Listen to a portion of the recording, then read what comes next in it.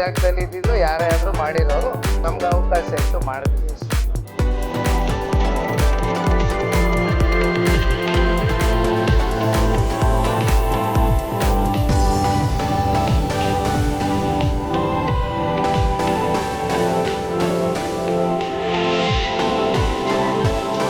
ಅಲ್ಲ ಆ ಥರ ಏನಾದ್ರು ಬೇಕಾದ್ರೆ ಎಲ್ಲರೂ ಕಾಲೇಜಿನ ಮಾತಾಡ್ತೀನಿ ಅಂತ ಹೇಳ್ತಿದ್ದೆ ಸರ್ ನಮ್ಮ ಕಡೆ.